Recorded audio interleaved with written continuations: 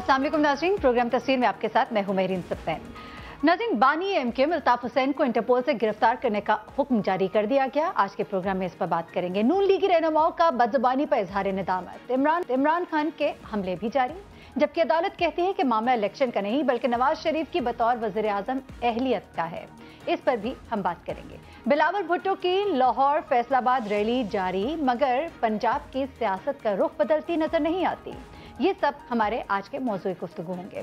इंसदाद दहशतगर्दी अदालत ने मुतहदा बानी के रेड वारंट जारी करने का हुक्म देते हुए उनकी गिरफ्तारी के लिए हुक्म जारी कर दिया है। अब मुतहदा के बानी के गिर्द घेरा तंग हो गया है। इंसदाद दहशतगर्दी अदालत ने उन्हें इंटरपोल के गिरफ्तार करने का हुक्म भी दे दिया है।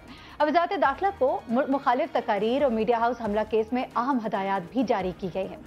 अदालत ने फारूक सत्तार और दीगर के दोबारा नाकाबिले जमानत वारंट जारी किए हैं। अब सवाल यहाँ पर यह पैदा होता है कि क्या बानी एमकेएम लंदन अल्ताफ हुसैन को इंटरपोल के जरिए गिरफ्तार करके लाया जा सकेगा, या फिर ये केस भी हजारों सियासी केसों की तरह दाखिले दफ्तर हो जाएगा। देखना यह भी है कि वज़ीर दाखिला चौधरी निसार भी इस बड़े चैलेंज पर पूरे उतर सकते हैं। क्या वफाकी हुकूमत की हिकमत अमली क्या होगी, और अगर इस पर अमल किया गया तो कराची शहर पर इसके क्या असरात हो सकते हैं, इस सब पर हम बात करेंगे। हमारे साथ मौजूद है पाक से ज़मीन पार्टी के रहनुमा, पाक से ज़मीन पार्टी से हमारे साथ मौजूद है आसिया इसहाक साहिबा, जबकि पीटीआई के रहनुमा फैसल वाउडा हमारे साथ मौजूद है। हमारे रिपोर्टर इरफानुल हक भी हमारे साथ मौजूद है। इरफानुल हक, सबसे पहले तो आप बताइएगा, जो सिचुएशन है, इंटरपोल से गिरफ्तार करने का हुक्म जारी किया गया, इससे पहले ये लोग कोई जलसा भी करना चाहते थे जिस पर कोई गिरफ्तारी भी अमल में आई थी। क्या सिचुएशन है इस वक्त, ओवरऑल सिचुएशन के बारे में जरा पहले बता दें। देखिए, अपनी नौयत का ये ज़ाहिर है कि एक बहुत बड़ा हुक्म है, और पहली दफ़ा ऐसा हुआ है कि बानी एमकेएम अल्ताफ़ हुसैन के रेड वारंट जारी करने का हुक्म हुआ है। इससे पहले मुतादिद मुकदमात हैं, जलाओ घिराओ, कत्ल, अगवा, इस तरह के कई मुकदमात ज़ाहिर है कि सियासी लोगों पर कायम होते रहते हैं। मुत्तहदा के बानी पर भी कई मुकदमात थे, और कई मुकदमात में उनके वारंट भी जारी होते रहे, उन्हें इश्तिहारी भी करार दिया जाता रहा। मगर ये पहला मौका है कि जब उनके रेड वारंट जारी करने का हुक्म दिया गया है।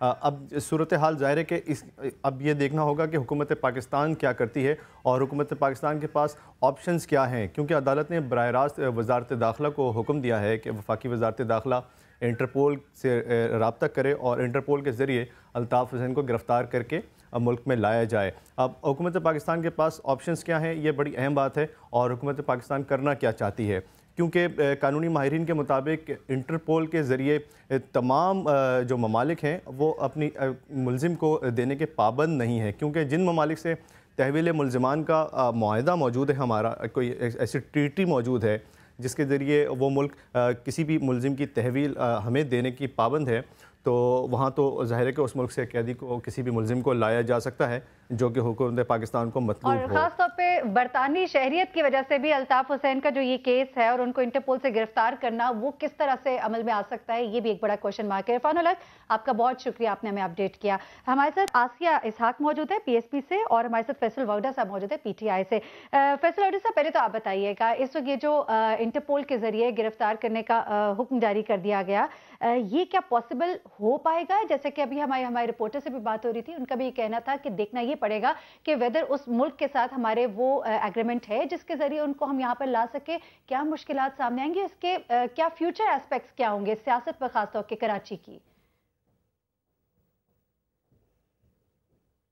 देखिए जी, सबसे पहले तो ये एक इसको आप ये तो कह सकते हैं कि ये एक पॉपुलर डिसीजन हो सकता है मशहूरी के लिए या डिबेट के लिए, लेकिन इसकी रेलेवेंस इसलिए नहीं है कि एक तो हमारी ब्रिटेन के साथ वो ट्रीटी मौजूद नहीं जिसमें हमारे एक्सचेंज ऑफ ये जो प्रिजनर्स हैं या दहशतगर्द हैं या क्रिमिनल्स हैं वो हमारी ट्रीटी साइन नहीं हुई, नंबर वन। नंबर टू ये कि देखिए जी, SO15 और मेट्रोपॉलिटन पुलिस का मैंने काफ़ी मीटिंग्स भी की हैं, मैं सबूत लेके भी गया हूँ, और 90 में भी अल्ताफ़ हुसैन की आवाज़ बंद कराने का ठेका भी अल्लाह ताला ने मेरे कंधों पर डाला, और जिसकी वजह से हमने अमन किया। 2 साल की आपको एक्टिविटीज याद होंगी।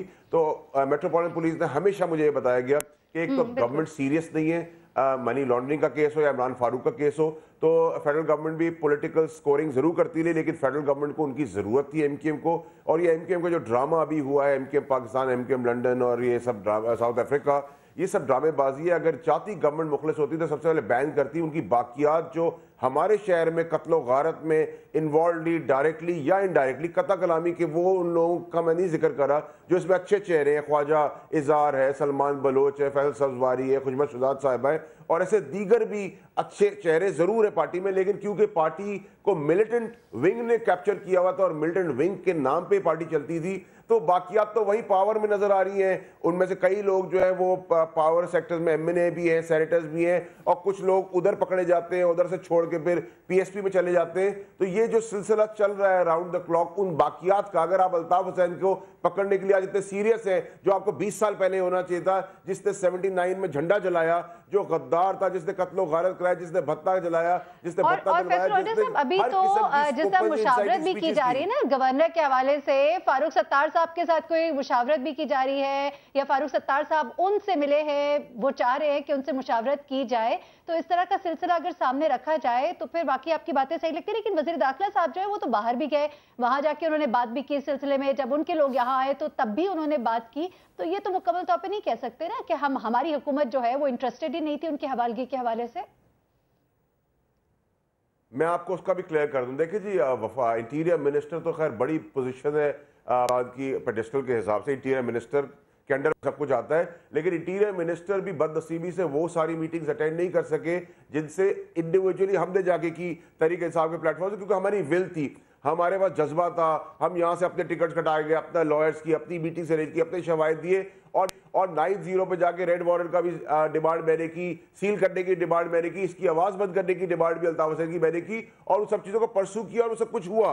उसका रीजन ये था कि हमारी कोई पर्सनल हिस्ट्री थी, एक गद्दार था, एक क्रिमिनल माइंडसेट का आदमी था, एक इंडियन रॉ की एजेंसी से कनेक्टेड था आदमी, तो इंटीरियर मिनिस्टर साहब को क्या जरूरत अभी तक पड़ी कि अभी तक कुछ कर नहीं पाए लंदन जाकर, और अभी तक शवाहिद के अंदर इतने कमजोर शवाहिद दिए गए जिसके तहत उनको ना वहां सजा हो सकी ना यहाँ सजा हो सकी। यही ड्रामा चलता रहा कि एफआईआर काट दे, रेड वारंट निकाल दे। रेड वारंट आप कैसे निकाल रहे हैं? वो सिटीजन ब्रिटेन के हैं, आप ब्रिटेन के सिटीजन को रेड वारंट निकाले कैसे लेके आ जाएंगे?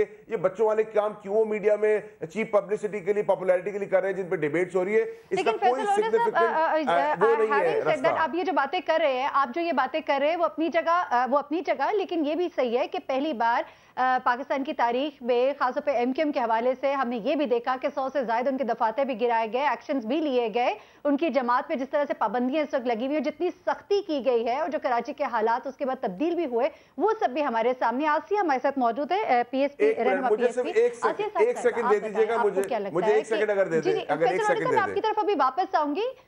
जी जी जी, जल्दी से जी। ओके, मैं सिर्फ ये कहना चाह रहा था कि देखिए बिल्कुल आपने सही चीजों की निशानदेही की। देखिए उसमें रेंजर्स में डीजी रेंजर्स बिलाल अकबर का बड़ा जबरदस्त काम था, उससे पहले इनिशिएटिव लिया था डीजी रेंजर्स रिजवान अख्तर साहब ने जो डीजी आईएसआई बन गए, राहिल शरीफ साहब का बड़ा इनिशिएटिव था, एमआई का बड़ा इनिशिएटिव था, आईएसआई का बड़ा इनिशिएटिव था और बिल्कुल कॉर्नर किया। लेकिन सिर्फ एक पॉलिटिकल पार्टी पूरे पाकिस्तान में तहरीक इंसाफ खड़ी रही, इमरान खान साहब ने 10 साल पहले ये शूट आया।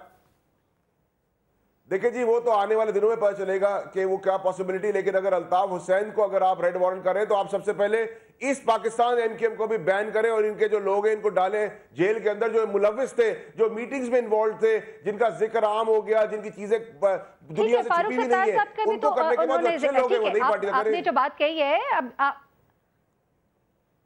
जी जी ठीक है, आपकी बात पहुंची फैसल वाडे साहब। आसिया साग साहब, आप क्या कहेंगी? क्या ये पॉसिबल हो पाएगा? ये जो कहा जा रहा है इंटरपोल के जरिए उन्हें बुलाया जाए, उनके रेड वारंट भी जारी कर दिया, फारूक सत्तार साहब को भी पेश होने के लिए कहा गया है, ये सब बातें जो है आपको मुमकिन होती नजर आती हैं?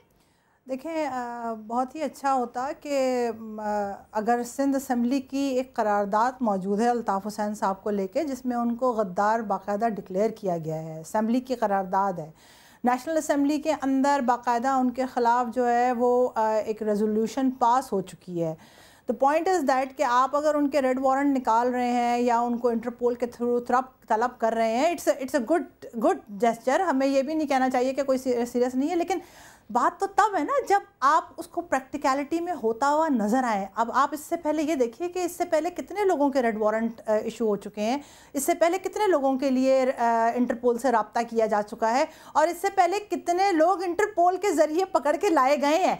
तो हम पीएसपी जो है वो इस चीज़ को कंसीडर करेगी कि प्रैक्टिकलिटी के अंदर गवर्नमेंट ऑफ सिंध या गवर्नमेंट ऑफ पाकिस्तान क्या करती है।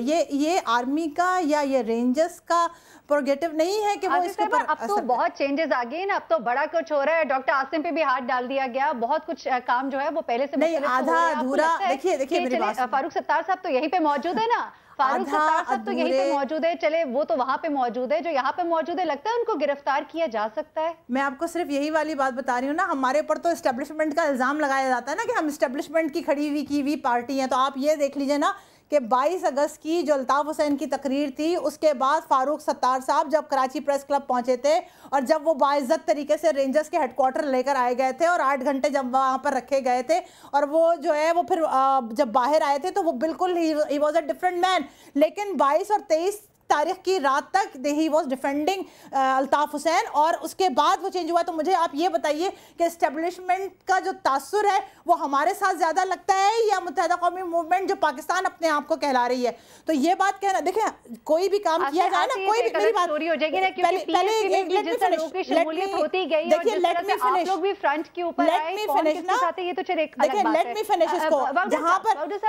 अगर आप आधे अधूरे काम करते रहेंगे ना तो उससे कोई भी फायदा नहीं होगा। तो क्या फ्यूचर है कराची में, क्या नजर आ रहा है आपको? एमक्यूएम कहाँ नजर आ रही है आपको? पाकिस्तान, एमक्यूएम पाकिस्तान। देखिए जी, वही मेरा वापस मैं उसी क्वेश्चन में आऊंगा। देखिए एमक्यूएम पाकिस्तान जो है उसको मैंडेट तो अल्ताफ हुसैन साहब का ही मिला हुआ है, इसमें तो कोई शक नहीं होना चाहिए कि अल्ताफ हुसैन की एमक्यूएम थी, एमक्यूएम अल्ताफ हुसैन है। और जो आपने अभी रिसेंटली प्रोटेस्ट भी देखा और पब्लिक का रिस्पॉन्स भी देखा, तो अल्ताफ हुसैन साहब ही की वजह से इनको ये सीटें और ये बिजी मिली हुई है। अब ये अगर इतने सच्चे लोग हैं, साफ सुथरे लोग हैं और पाकिस्तान से मुखलिस है, तो ये पार्टी छोड़े, नया मैंडेट ले, हमारे सारा आंखों में आके बैठे। लेकिन इनमें क्रिमिनल्स हैं, इनमें 35-35 साल वो लोग हैं जो मर्डर्स के अंदर रहे, जो राब्ता कमेटी का हिस्सा रहे, जो सेनेटर्स बने, जो मेयर बने, जो एमएनएस बने, जो मिनिस्टर्स बने, जो गवर्नर बने।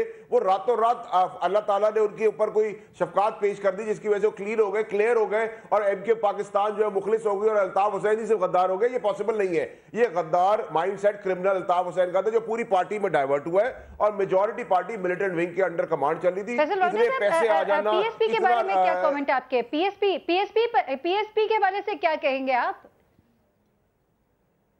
देखिए जी, मैं पीएसपी के बारे में बड़ा क्लियर हूं जी, इसमें भी कुछ चेहरे अच्छे हैं। मुस्तफा कमाल साहब ने अच्छा काम किया, हमारी बात की तायीद की, लेकिन वो भी 35 साल के बाद उनका जमीर जाग गया या जगाया गया, मुझे नहीं पता, लेकिन उनको भी अकाउंटेबल होना है उन चीजों का जिसमें वो अल्ताफ हुसैन साहब मौजूद रहे, रॉ की मीटिंग में अकाउंटेबल रहे, वो भी मौजूद थे, रहमान मलिक भी मौजूद थे। पीएसपी के बारे में भी आपके ऐसे ही शायद कोई होंगे तहफ्फुज़ात। ठीक है फैसल वाडी साहब, आपका बहुत शुक्रिया। आसिया साहब साहिबा, आपका बहुत शुक्रिया। इंसदाद दहशतगर्दी अदालत ने मुत्तहिदा के जो है उनके रेड वारंट जारी करने का हुक्म दिया है। गिरफ्तारी अमल में आ सकेगी कि नहीं, ये तो आने वाला वक्त बताएगा। बाद नजर में ऐसा नहीं लगता कि किसी इतने बड़े सेंट्रल लीडर पर हाथ डाला जा सकेगा, क्योंकि अभी तक तो हमने ऐसी कोई मिसाल बड़ी देखी नहीं। नाज़रीन, ब्रेक का वक्त है। ब्रेक से जब हम वापस आएंगे तो हम पनामा केस की समाअत जो कि रोजाना की बुनियाद पर हो रही है सुप्रीम कोर्ट में, उस पर बात करेंगे। हमारे साथ रहिएगा।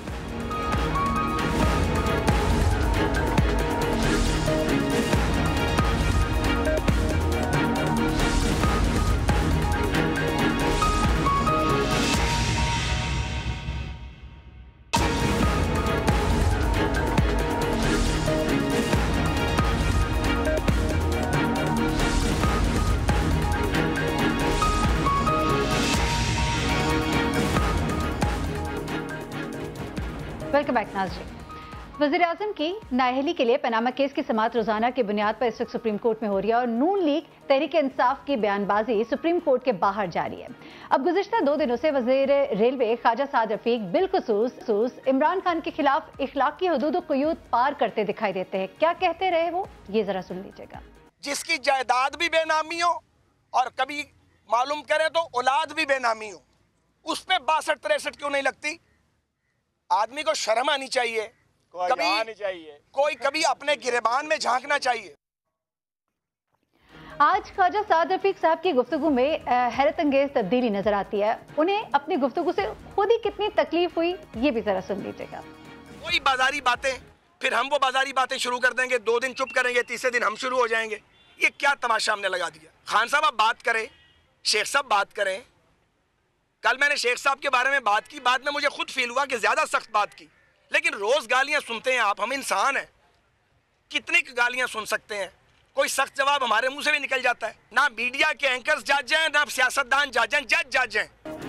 जी, आपको सुनवाते हैं इमरान खान साहब क्या कह रहे थे, ये जरा पहले सुनिएगा। इन्होंने ये गलत जुबान इस्तेमाल किया। मैं तो कह रहा हूँ कि नवाज शरीफ करप्ट है और मैं अदालत में हूँ उसके लिए। बैठी होती है वहाँ मरियम साहिबा पूछती हैं, अच्छा जी मरियम बीबी, दानियाल आज आपने इमरान को गालियां निकाली हैं? वो आके कहता है मैंने जी बड़ी कोशिश की है, तुम्हें मैं वजीर नहीं बनाऊंगी अगर तुमने उसको सही तरह गालियां ना निकाली। फिर आता है जनाब ख्वाजा साद रफीक, तुमने आज शोर नहीं किया, मुझे आवाजें नहीं आई प्राइम मिनिस्टर हाउस तक तुम्हारी चीखों की। अगर ख्वाजा साद रफीक आपने इमरान को गालियां ना निकाली, मैं बता दूंगी कि प्राइस बॉन्ड से अरबोपति कैसे बने हो।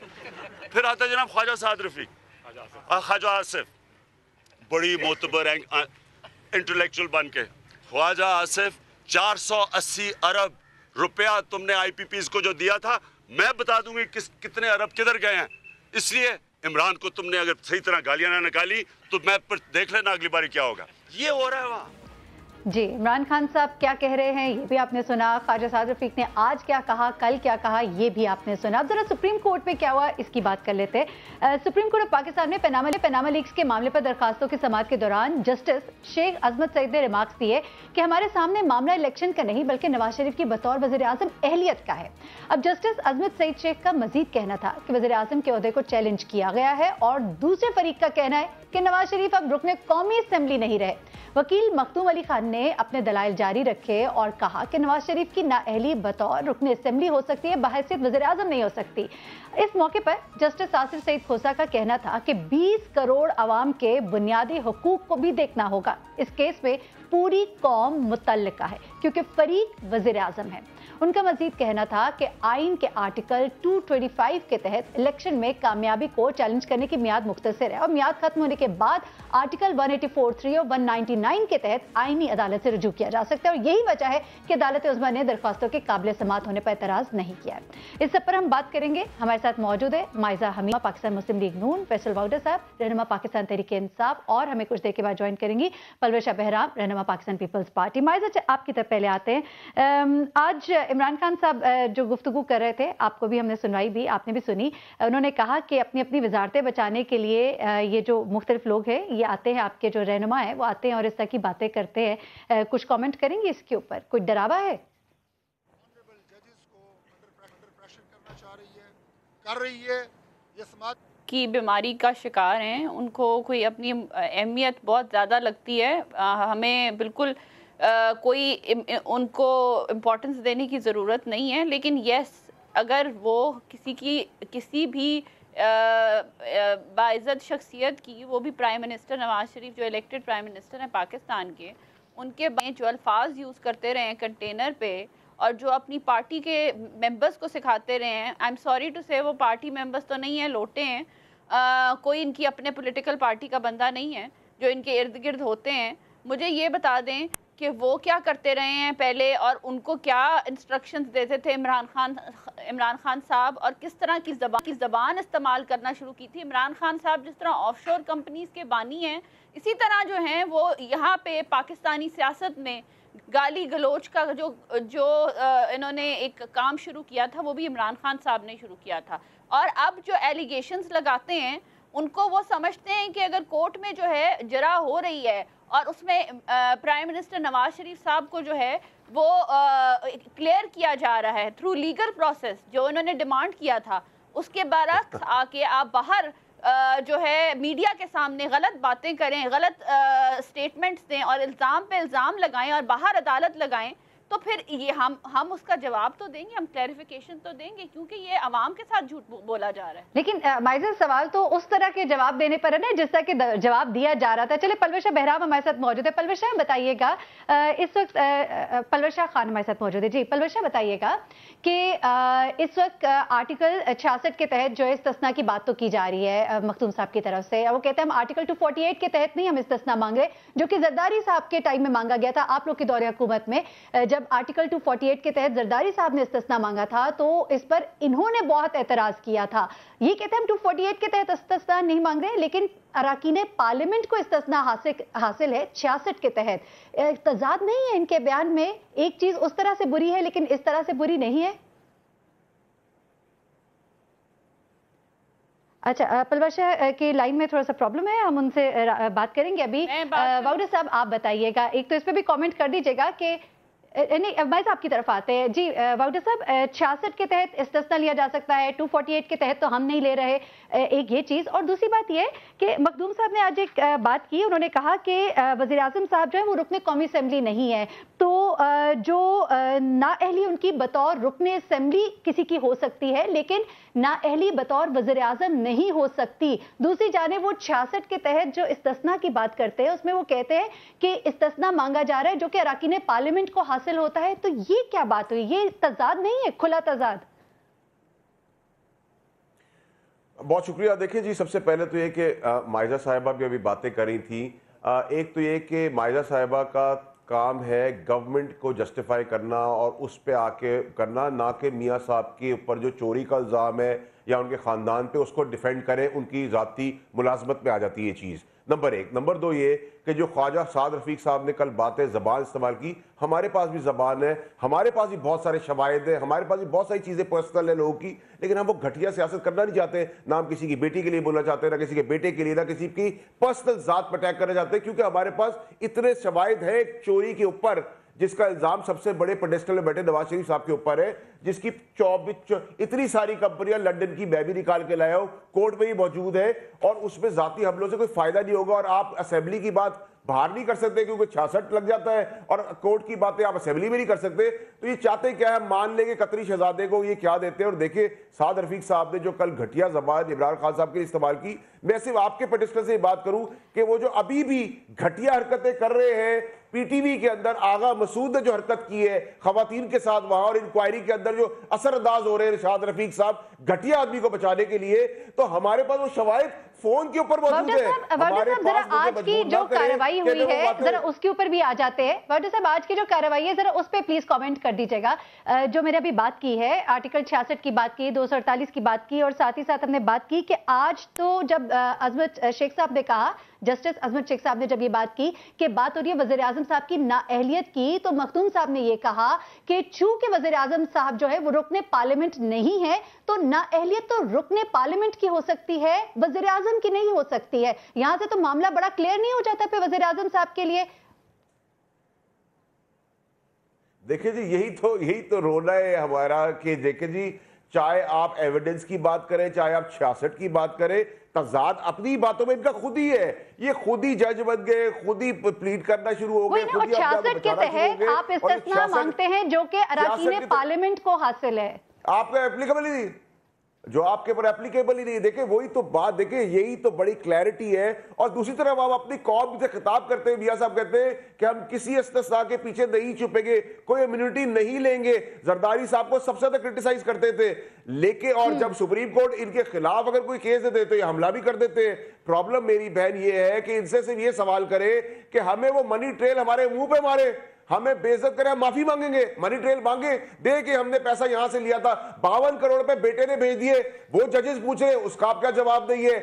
ये सारी प्रॉपर्टीज का आप क्या जवाब देंगे? कतरी शहजादे का लेटर आ गया है, कतरी शहजादा यहां मौजूद नहीं है, आप क्या जवाब देंगे? कलसूम बीबी कुछ जवाब दे रही है इंटरव्यू के अंदर, बेटा कोई और जवाब दे रहा है, मरियम साहिबा कुछ और कह रही है, वालिद साहब अपने वालिद की दास्तान सुधारे। इतने तजाद के बाद 62-63 तो खत्म हो गया है, दफन हो गया है, इसके बाद झूठ क्या उधर ही क्योंकि आज तो अदालत ने भी उनसे कहा है कि वो गैर मुतनाज़े जो दस्तावेजात है वो दी जाए। वहां पे सवाल ये भी किया गया है कि ये जायदाद जो है बेटी बेटी को बाप ने दी है, और फिर साथ ही साथ उन्होंने ये भी रिमार्क्स दिए कि हमारे यहाँ बेटी को बाप तब जायदाद देते हैं जब वो उनके जेर कफालत होती है। चलिए, ये तो एक लंबी गुफ्तगू है। पलवर शाह हमारे साथ मौजूद है। पलवर शाह, हम अभी बात कर रहे थे कि जब पीपल्स पार्टी का दौरे हुकूमत तक गुज़िश्ता, और जब जरदारी साहब की इस्तिस्ना के हवाले से एक दरख्वास्त थी आर्टिकल 248 के तहत, तो उस वक्त मियां साहब ने बहुत उसके ऊपर एतराज किया था, तनकीद का निशाना बनाया था। अब खुद वो इस्तिस्ना की अगर बात करते हो आर्टिकल 66 के तहत सही कहते हैं, हम आर्टिकल 248 के तहत नहीं मांग रहे, लेकिन 66 के तहत मांग तो इस्तिस्ना रहे।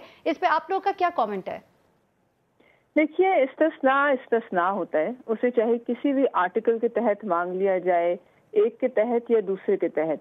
इस्तिस्ना से मतलब एक बफर होता है, और अगर ये कहा जाए कि इस आर्टिकल के तहत नहीं मांग रहे और दूसरे के तहत मांग रहे हैं, तो वजीर आजम भी तमाम मेंबर्स की तरह एक मेंबर पार्ट ऑफ पार्लियामेंट है।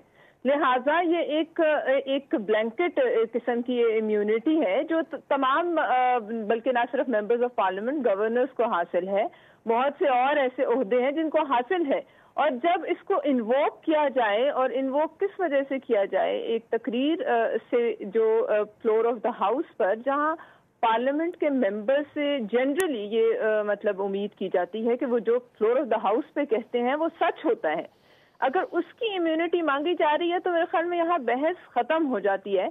अब ये आप लोगों ने बहुत इसको चला दिया है कि तब वजीर आजम साहब ने, अभी जो वजीर आजम है मियां मोहम्मद नवाज शरीफ साहब, जब जरदारी साहब ने इम्यूनिटी मांगी थी, उनके इस पर बड़े क्लियर व्यूज थे। लेकिन अगर आज वो समझते हैं कि वो खुद उसी इम्यूनिटी को इन्वोक करना चाह रहे हैं, तो या फिर उस वक्त के व्यूज में कुछ फर्क था या आज कुछ फर्क है, क्योंकि इम्यूनिटी तो इम्यूनिटी है, उसमें तो आप उसको कोई और रंग नहीं दे सकते, कोई और उसको मतलब नहीं दे सकते, वो बिल्कुल एक बफर के तौर पे इस्तेमाल होता है। और अगर वो इन्वोक की जा रही है तो फिर उसके पीछे क्या वजह है, वो तो सब सामने है। लिहाजा अब इस पर मैं और क्या कह सकती हूँ। ठीक है, हो सकता है वजीर आजम साहब के ख्यालात बदल गए हों, तब्दील हो गए हों, ये भी कहा जा सकता है। उस वक्त जब पाकिस्तान पीपल्स पार्टी की हुकूमत थी, वो एक बड़ा वाज़ेह स्टैंड रखते थे इस पर। उन्होंने ये भी कहा कि मुझे नहीं समझ आता इम्यूनिटी। जी माइजा, आप इस पर क्या कहेंगी? जो आप लोग की हुकूमत के स्टैंड रहे गुज़िश्ता हुकूमत में, वो अब क्यों बदल गए? अब इस्तिस्ना अपने लिए क्यों सही और दूसरों के लिए क्यों गलत? गलत बात इसलिए है कि ये जो दोनों आपके पार्टिसिपेंट्स हैं प्रोग्राम के, ये कोर्ट में नहीं होते, तो they don't understand the context of what is happening. जो पहली बात तो ये है कि प्राइम मिनिस्टर ने अपने आप को खुद भाई देखिए, आपको मैंने इंटरप्ट नहीं किया, आप मुझे इंटरप्ट करेंगे, मैं आपको इंटरप्ट करूंगी, nobody will be able to listen to the program. ठीक है जी, हेलो, ओके जी, हेलो, हाँ जी, थैंक जी। माई साहब बात जारी रखें। जी, वाउडर साहब शायद ये बताना चाह रहे थे कि मैं वहीं पर होता हूँ। जी, या मैं सुनता जरूर हूँ। अच्छा, नहीं, अच्छा चलें, ठीक है, इनकी अटेंडेंस मार्क कर ली होगी इमरान खान साहब ने। हेलो जी, अच्छा बेसिकली देखें, पहली बात तो ये है कि प्राइम मिनिस्टर नवाज शरीफ ने अपने आप को खुद एहतसाब के लिए पेश किया। वो एक मेंबर नेशनल असेंबली हैं, he is obviously accountable to the people of Pakistan, लेकिन उनकी फैमिली जो नॉन रेजिडेंट्स हैं पाकिस्तान के, उन्होंने उनको भी खुद पेश किया in front of the superior court. दूसरी बात यह है कि देखें, अगर प्राइम मिनिस्टर साहब ने छुपना होता या उन्होंने अपने असासे छुपाने होते तो फिर वो मेंटेनेबिलिटी पे केस को लड़ते, वो भी उन्होंने नहीं लड़ा, उन्होंने अपनी मेंटेनेबिलिटी भी फोरगो कर दी। इस्तिस्ना पे आ जाते हैं। इस्तिस्ना की डिस्कशन इसलिए हुई क्योंकि फ्रीडम ऑफ स्पीच कॉम्प्रोमाइज़ होता है अगर इस्तिस्ना को डिस्कस ना किया जाए। हर एमएनए की एक प्रिविलेज है और उसको डिस्कस करने का कतई ही मतलब नहीं है कि प्राइम मिनिस्टर साहब इस्तिस्ना मांग रहे हैं। कैटेगोरिकली कहा गया है कि लेकिन माइजा मखदूम साहब तो आज फिर कह रहे हैं ना कि वो तो रुकने पार्लियामेंट है ही नहीं। उन्होंने तो कहा कि वो रुकने पार्लियामेंट नहीं है, वो तो वज़ीर आज़म है ना, अहलियत भी तभी वैलिड होती है। ठीक है, चलिए माइजा, चूंकि हमारे सेगमेंट का वक्त खत्म हो गया, लेकिन आप हमारे साथ ही मौजूद हैं। आप मेरी बात सुन लेना, मेरी बात सुन ले। बहुत शुक्रिया। हमारे सेगमेंट की जानिब बढ़ना है। जी जल्दी से। जी अच्छा ठीक है, माइजा की आवाज़ मुझे नहीं आ रही। माइजा पलवशा हमारे साथ मौजूद है। हम यहाँ पे ब्रेक लेंगे। ये ज़रूर हुआ कि आज जब जस्टिस आसिफ सईद खोसर साहब ने कहा कि 20 करोड़ आवाम के बुनियादी हुकूक भी इसमें देखने हैं, बहुत ही ज़रूरी है ये सब कुछ। आने वाले दिनों में क्या होता है पनामा केस के बारे में आपको अपडेट करते रहेंगे। अगले सेगमेंट में हम बात करेंगे बिलावल भुट्टो जरदारी, जिनकी लाहौर से फैसलाबाद रैली जारी है। क्या इस रैली के असरात होंगे, इन सब पे हम बात करेंगे, लेकिन एक ब्रेक के बाद हमारे साथ।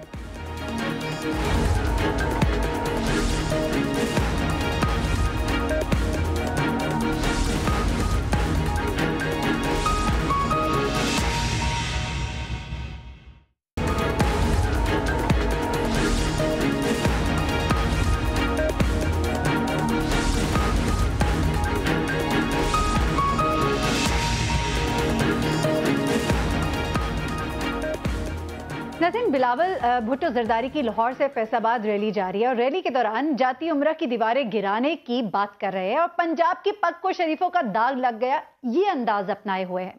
बिलावल की हुकूमत मुखालिफ रैली पंजाब में पीपल्स पार्टी की गुज़िश्ता इलेक्शन में नाकामी के बाद एक कामयाब काविश है या फिर अब पंजाब में पीपल्स पार्टी की कोई जगह नहीं, ये तो वक्त ही बताएगा। देखना यहाँ पे ये है कि पीपल्स पार्टी को हकीकी ऑपोजिशन साबित करने में कामयाब होते हैं या नहीं, और ये भी कि बिलावल की रैलियां पंजाब में सियासी हलचल का आगाज साबित होंगी या फिर बिलावल के नारों की गूंज जरदारी की मुफाहमती सियासत तले दब जाएगी, ये भी एक सवाल है। इस पर हम बात करेंगे। हमारे साथ मौजूद है पलवशा बहराम खान और पीपल्स पार्टी से और नून लीग से माइजा हमीद साहब हमारे साथ मौजूद है, जबकि फैसलाबाद ब्यूरो चीफ खुर्रम शहजाद साहब भी हमारे साथ मौजूद है। माइजा, बल्कि पलवशा पहले आप बताइएगा, इस वक्त ये जो रैली जिसका क्या आगाज किया गया है, कितना एक पुरुम्मीद है कि वाकई पंजाब में जो एक रिवाइवल है वो पाकिस्तान पीपल्स पार्टी का हो पाएगा?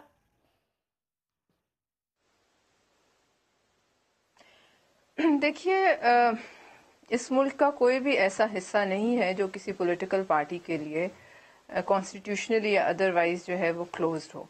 हर पॉलिटिकल पार्टी को हक हासिल है कि वो मुल्क के तूलो अर्ज में कहीं भी जाकर अपना झंडा गाड़ सकती है, अपने लिए कैंपेन कर सकती है, लोगों को कन्विंस कर सकती है, अपने पार्टी के मंशूर पे, मैनिफेस्टो पे बात कर सकती है और अवामी राय को अपनी तरफ मबजूल कराने की कोशिश कर सकती है। ये हर पॉलिटिकल पार्टी का हक है।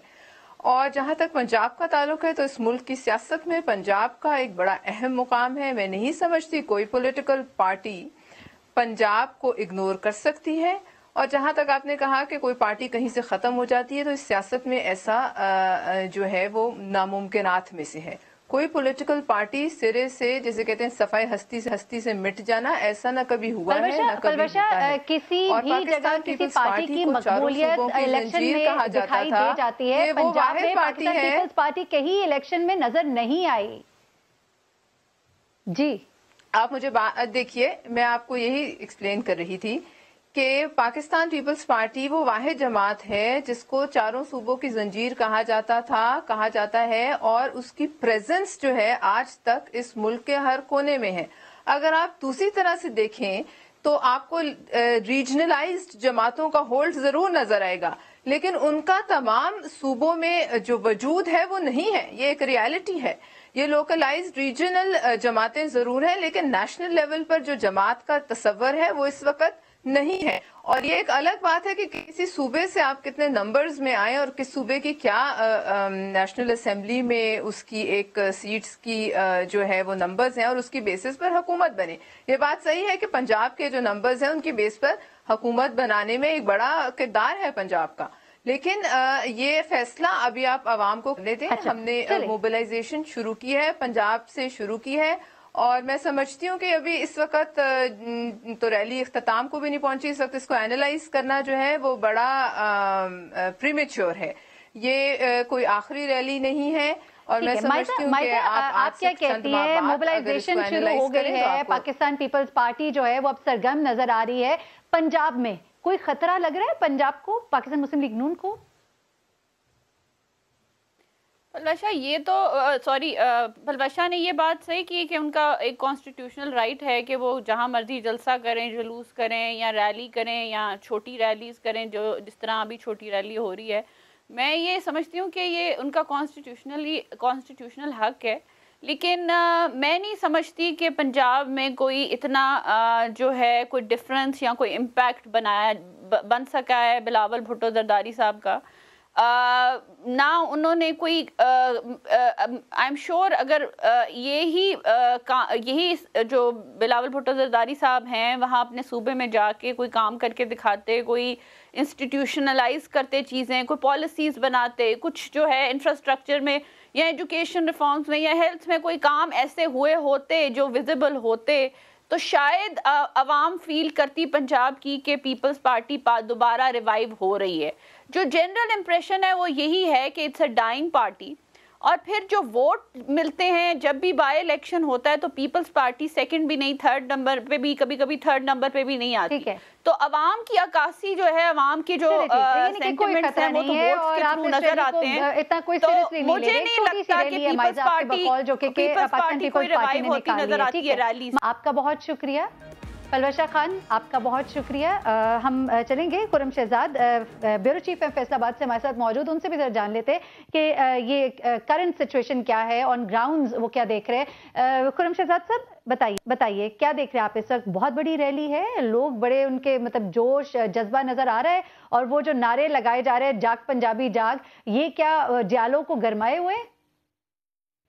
जी बिल्कुल, जो ग्राउंड रियलिटी तो है वो तो अभी साफ नजर आ रही है। लोगों की इतनी बड़ी तादाद तो देखने में नहीं आ रही, इसमें कहा जाए कि बहुत बड़ी तादाद है लोगों की, लेकिन ये है कि जियाले जो हैं एक दफा फिर मैदान में तो आए हैं। वो जो है अपने बिलावल भुट्टो को देखने के लिए मुंतजिर तो हैं, लेकिन जो सूरत हाल इससे कबल यहाँ पर पीपल्स पार्टी की देखी जाती थी लेकिन वो नजर नहीं आ रही। उसकी वजह यह है कि बहुत से जो कारकुन हैं वो नाराज होकर दूसरी जमातें जो है ज्वाइन कर चुके हैं।